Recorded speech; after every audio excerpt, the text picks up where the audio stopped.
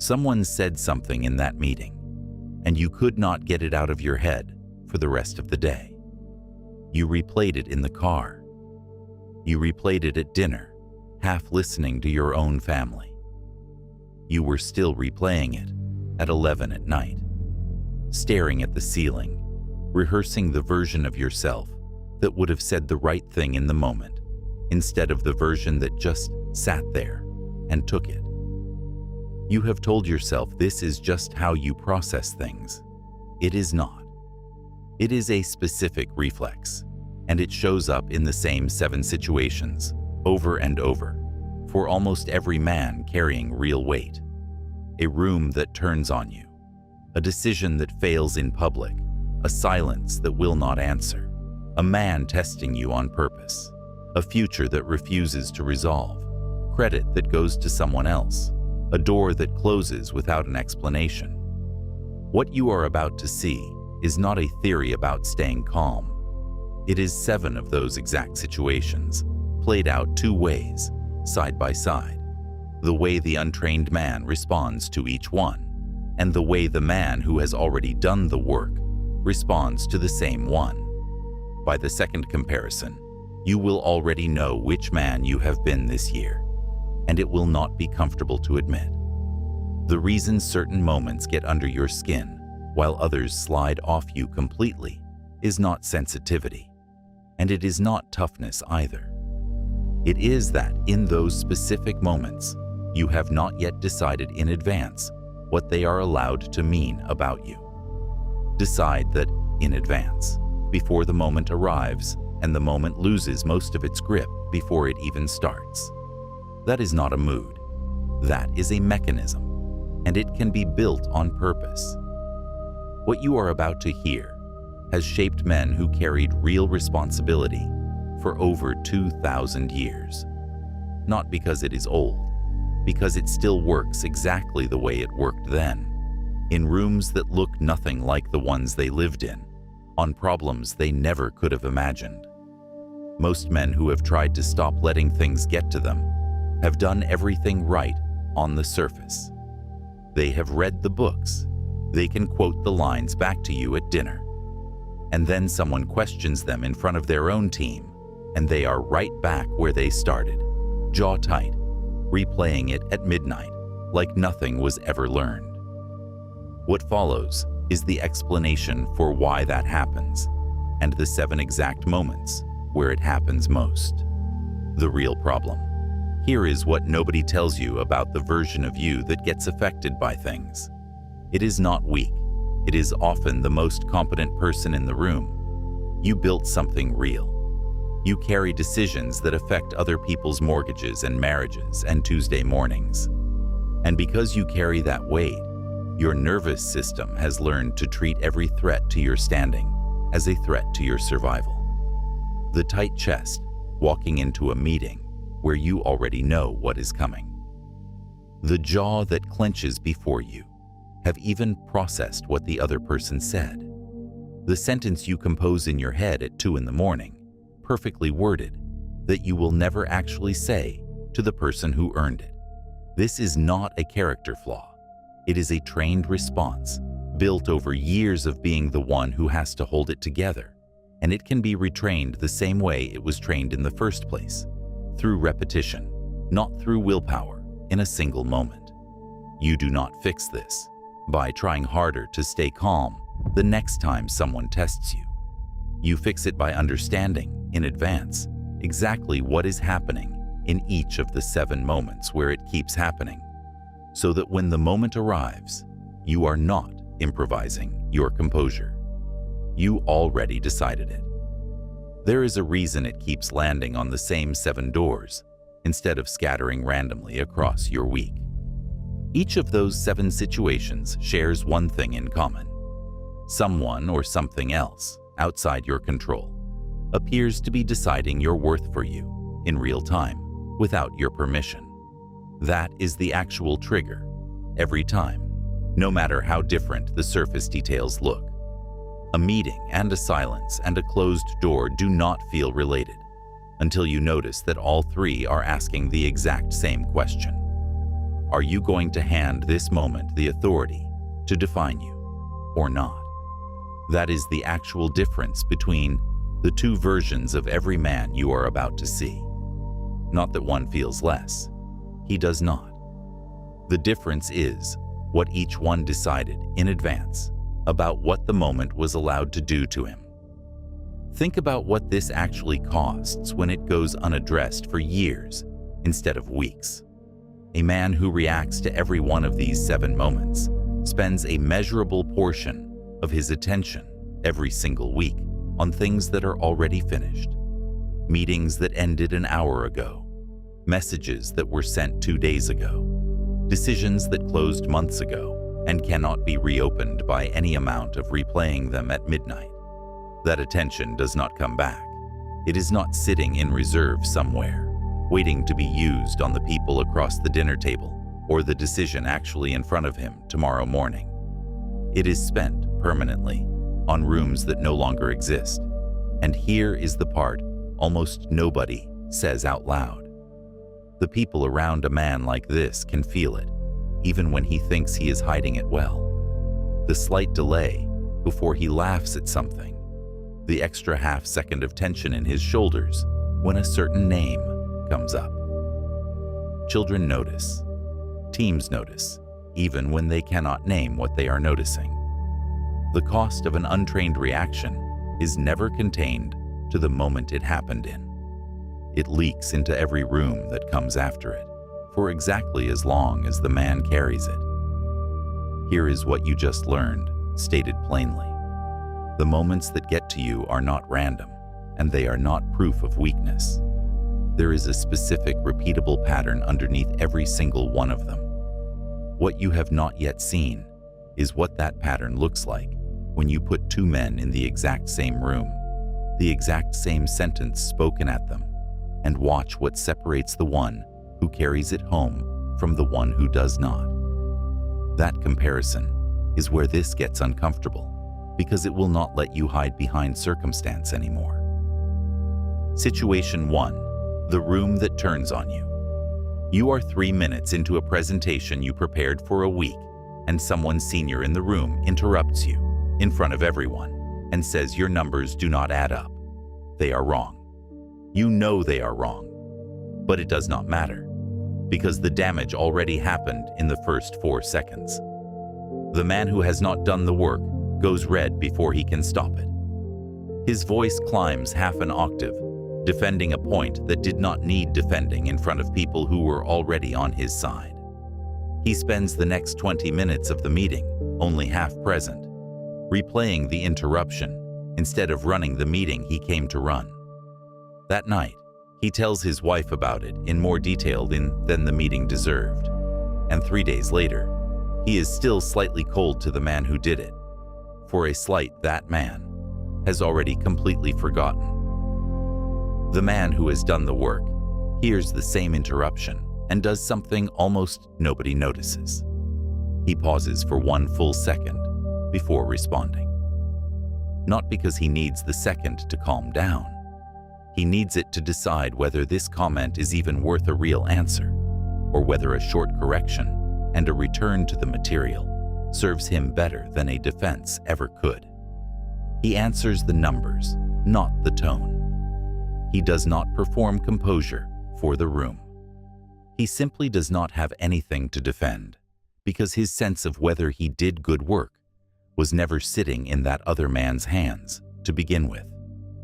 Watch what happens after the meeting ends, because that is where the real difference shows up. The untrained man walks out, already composing the version of the story he will tell later, the one where he comes across better than he did in the room. The trained man walks out thinking about the next item on his list, because the interruption used up exactly as much of his day as the 4 seconds it actually occupied. Same room, same sentence, 2 entirely different weeks that follow it. Seneca wrote it plainly, in a line about anger that men in rooms like this one have needed for 2,000 years. The greatest cure for anger is delay, not suppression, not pretending the comment did not land. Delay. 1 second taken on purpose, is the entire distance between the two men you just watched. Write one word in the comments right now. The last room where you wish you had taken that 1 second before you answered. Situation 2. The decision that fails in public. You made the call. You were confident in it. You stood in front of your team and told them this was the direction, and 6 weeks later, it did not work. Now everyone in that room remembers who said it would. The untrained man's first move is to explain. He builds a case for why it was not really his fault, why the market shifted, why someone else's execution let the plan down. He needs the room to understand that the decision was sound, even if the outcome was not. And the more he explains, the smaller he actually looks, because everyone in that room can feel a man defending his ego instead of owning his call. The trained man says something almost embarrassingly short. That one is on me. Here is what we do next. No defense of the original logic.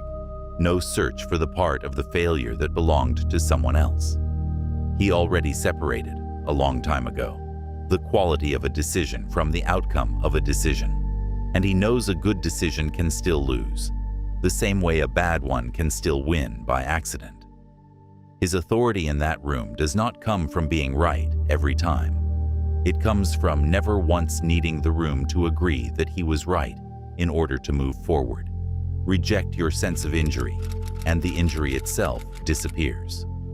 That is not a suggestion to pretend the failure did not happen. It is an observation that most of what stings after a public failure is not the failure itself. It is the story you are telling yourself about what the failure now means about you in that room. And that story is optional in a way the failure never was. Notice, too, what the trained man does not do in the days that follow. He does not privately relitigate the decision with 3 different colleagues, looking for someone to tell him it was actually the right call. He made his peace with the outcome once, out loud, in the room where it mattered, and he does not need it reaffirmed on a loop by everyone else he talks to that week. The untrained man, by contrast, will bring it up unprompted for days, dressed as an update, but really asking the same question every time. Did you still think well of me after that? Situation 3. The silence that will not answer. You sent the message 2 days ago. You know it was read. Nothing. No response, no explanation, nothing to work with. Just silence sitting there, getting heavier by the hour. The untrained man checks his phone 40 times in an afternoon. He drafts and deletes a follow-up message 4 separate times, each version slightly more casual than the last, in a way that is obviously not casual at all. He starts building a case in his head for why the silence means something specific about how he is regarded, and by the time an answer finally comes, if it comes, he has already spent 2 days of attention on a story he invented from nothing. The trained man notices the silence exactly once, decides what action, if any, it requires from him, and then goes back to the work in front of him. He does not need the silence resolved to keep functioning, because his day was never actually structured around waiting for someone else to respond. If a follow-up is warranted, he sends one, clear and short, and then he lets it go again. The gap between sending a message and getting a reply is simply not a space he is willing to live inside. It's pausa larga. Forzata para T.T.S. William. Men are disturbed not by the things which happen, but by the opinions about the things, Epictetus wrote. And there is no better description of 40 phone checks in an afternoon over a silence that, in most cases, has nothing to do with you at all. Most of the time, the silence has an explanation so ordinary, it would embarrass the story you built around it. A full inbox. A bad week on their end that has nothing to do with you. A message that genuinely slipped past someone who is not thinking about you nearly as often as you are thinking about their silence. The untrained man treats every unanswered message as evidence in a case against himself. The trained man understands that other people's silence is usually about their own week, not a verdict on his standing, and he refuses to convict himself in a trial the other person does not even know is happening. He has learned, specifically, that the story he tells himself in the absence of information is never neutral. It always tilts toward the worst version, because the worst version feels falsely like the safer one to prepare for. Situation 4. The man testing you on purpose.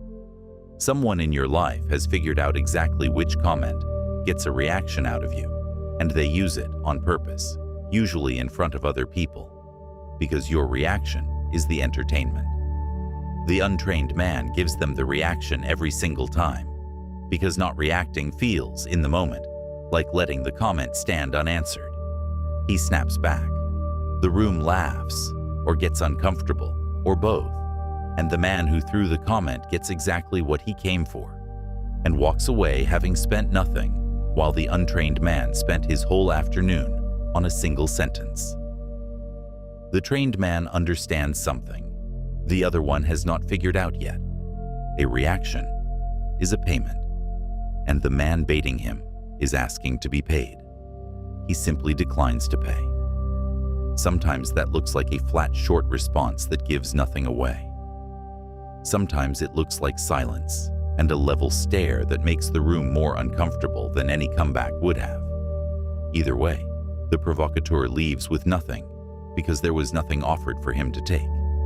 There is a specific kind of freedom in this that the untrained man cannot access yet because he has not tested it. Once someone realizes their favorite comment no longer buys a reaction, they almost always stop using it, not because they had a change of heart, but because the transaction stopped working. The trained man is not managing the provocateur. He simply removed the machine the provocateur was operating, and the provocations, over time, become rare, then stop entirely. Most provocateurs, it turns out, are not looking for a fight. They are looking for a reaction, and a man with nothing to sell them eventually stops being worth the effort. Write one word in the comments. The person in your life who has figured out exactly which button to press and how often you still let them press it. Situation 5. The future that refuses to resolve. There is a decision coming, weeks out, that you cannot control the outcome of. A health result, a deal that might close or might not. A conversation you have to have that could go either way. It sits there, unresolved, and it colors every ordinary hour between now and then. The untrained man lives inside the unresolved future, as though it has already happened badly. He rehearses the worst version of it on his commute, at dinner, in the 15 minutes before sleep that should belong to nothing at all. He is, for weeks, partially absent from the actual life happening in front of him, paying full attention to a version of the future that has not occurred and may never occur. Be like the rocky headland on which the waves constantly break. It stands firm, and round it, the seething waters are calmed. The trained man does the work the situation actually requires, once, thoroughly, and then closes the file. He has learned to separate preparation from rehearsal. Preparation changes the outcome. Rehearsal only changes how many hours of the present he loses to a future that was never going to consult him on how many times he replayed it. He is the headland. The uncertainty keeps breaking against him at the same rate, and he keeps standing exactly where he was. He also does something the untrained man rarely does.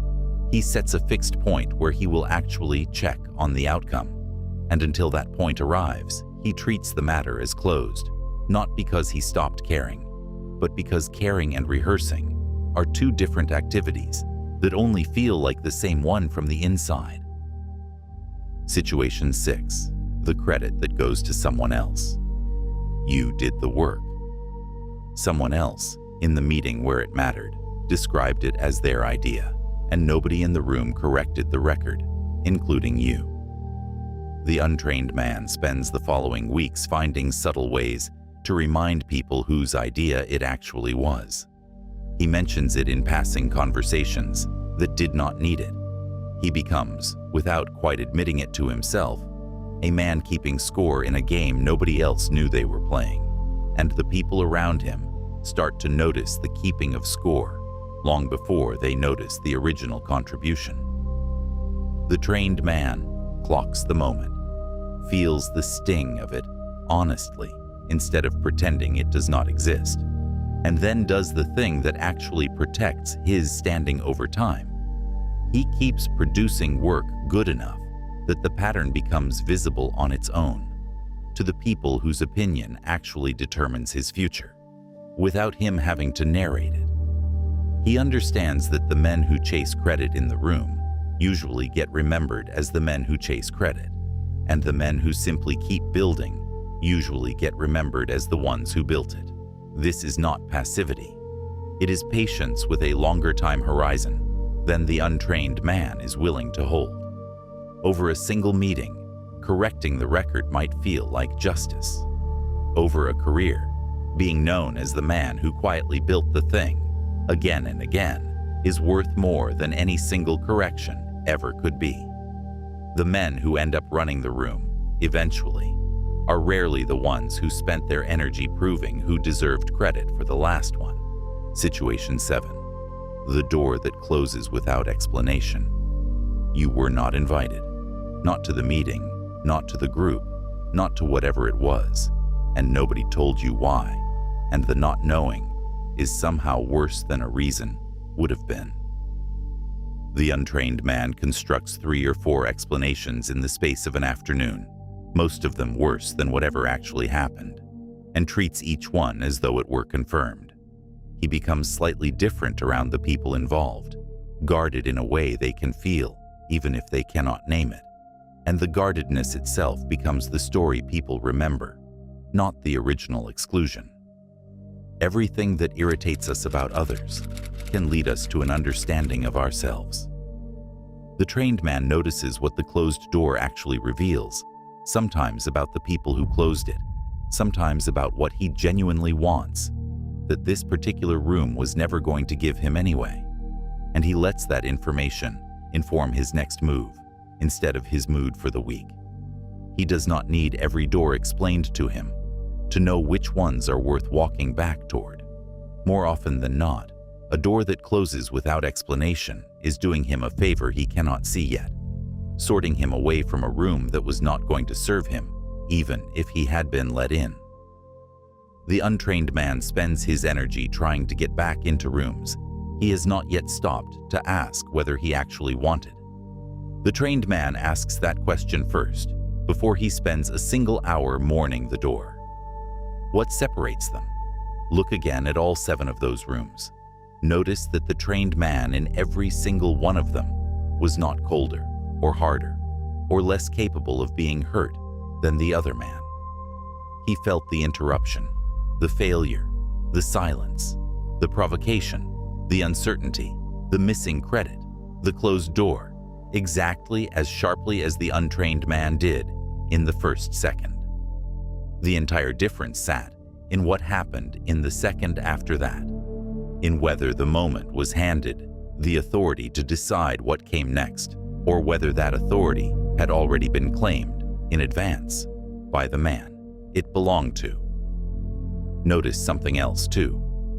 None of these 7 men became this way overnight, and none of them arrived at it by reading a single quote at the right moment.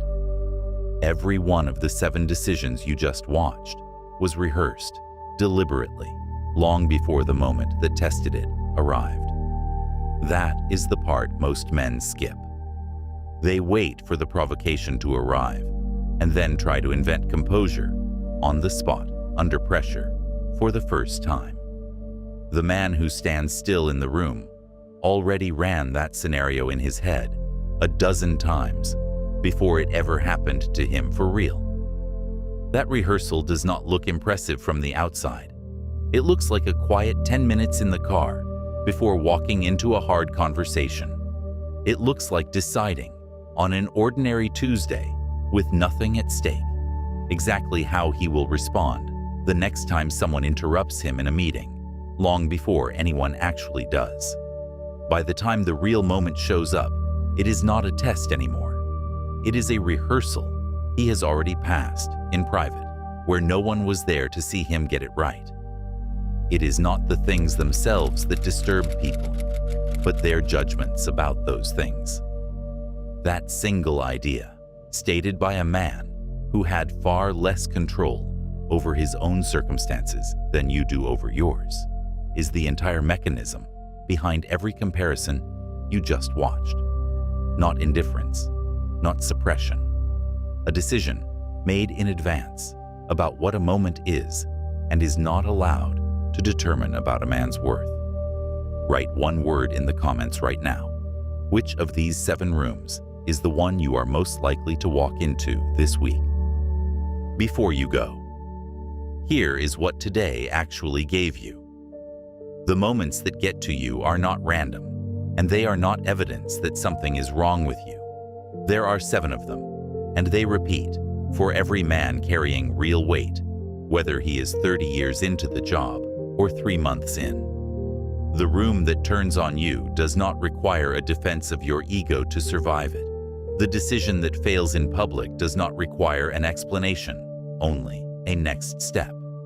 The silence does not require your attention every hour it remains unanswered.